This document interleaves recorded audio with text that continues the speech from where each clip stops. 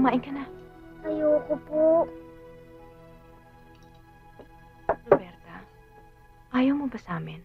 Gusto po, pero naalala ko po si Boy. O di ba, nangako naman kami sa'yo. Pinahanap na namin siya ngayon. Pero wala mo na tayong magagawa kundi maghintay. Doon na lang po ako sa kwarto. Sige, pahinga ka muna doon. Pero lahat ng toys doon pwede mong laruin, ha? Salamat po.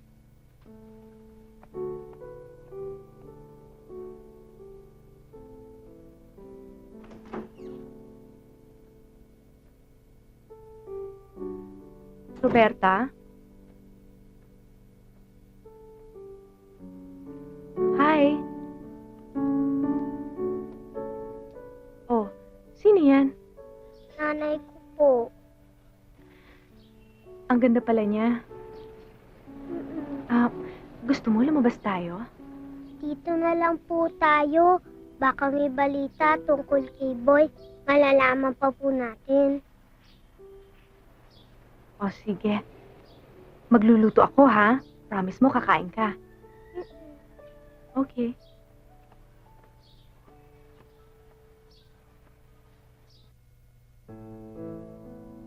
Ate!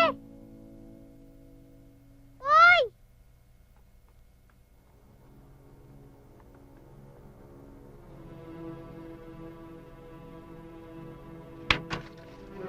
Pasayang mabuti yan, ha? Nakasulat lahat ang gagawin mo. Pag hindi mo ko sinunod. Ang dami sinabi ko sa'yo, gagawin ko yun. Kaya boy, huwag mo ko subukan.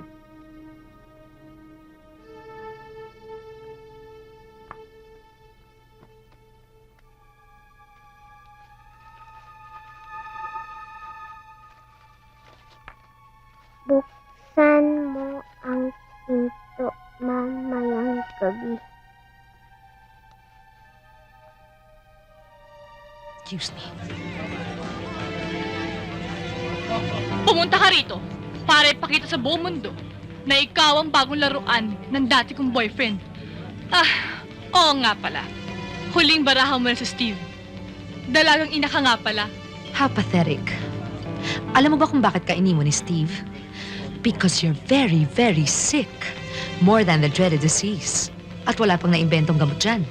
You don't have a brain. Mare, ito ng drinks mo. Inumin mo mag-isa mo. Oh, Odette. Anong nangyari? Odette!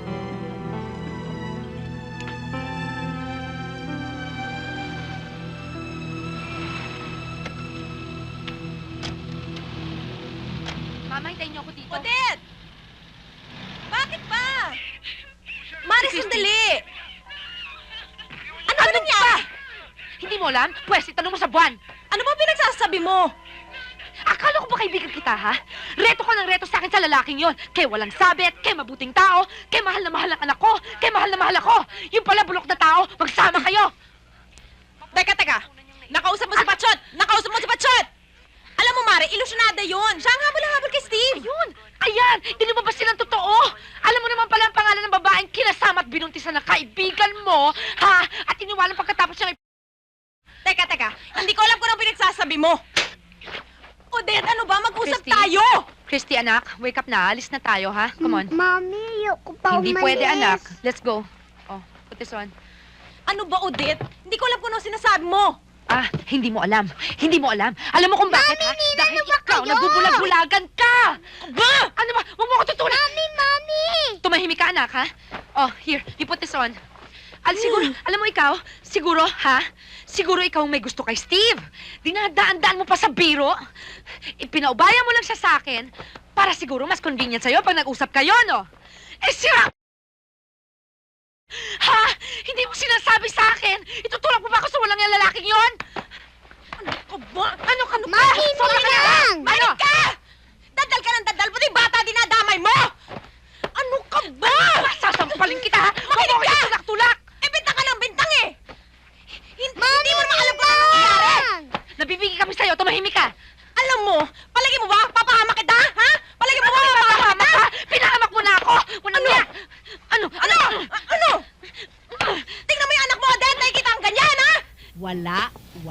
Wala. Ano bang gusto mong mangyari? Magnakaw ako, mangikilog ako ng ginto para lamang may maibigay ako sa tuwing mga kailangan kayo ng batugan mong asawa? Ma, magbabayad din naman Abay, daw kami. Kailan? Aba, kung tindahan ako, matagal na akong nalugis sa haba ng listahan ng mga utang niyo sa akin. Kung nagtapos ka ba naman ng pag-aaral bago ka lumandi sa Gerardong yan, hindi ka naglilimos ngayon. Yan ang napala mo sa Ma! Hindi ka tumula dito sa kapatid mo. May disposisyon. Kaya maganda buhay. Mami naman eh. At bakit? Hoy, Chona! Mahiya ka sa sarili mo at natanda na namin ang daddy mo. Umaasa lamang kami sa visyon at sa mga binibigay ni Selena. Dapat lang siya magbayad. Eh, ginagawa niya kayong yaye. Chona, Totoo naman ah. Ang hirap naman sa'yo, Ma eh. Kung magsalita kayo, si Ate Selena na lang.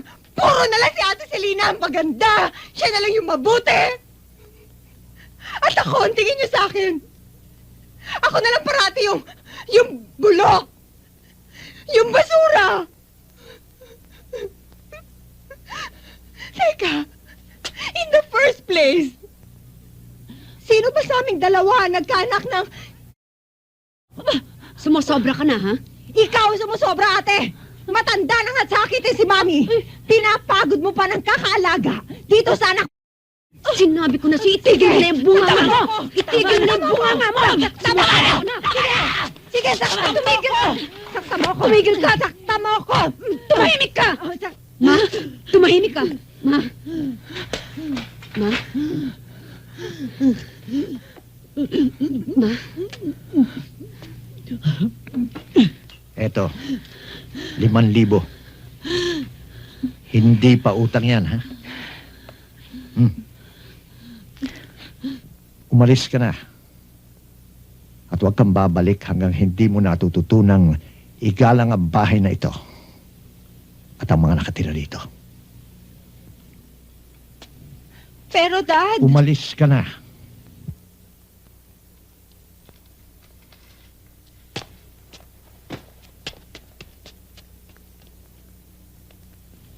Mahal namin si John, Selena.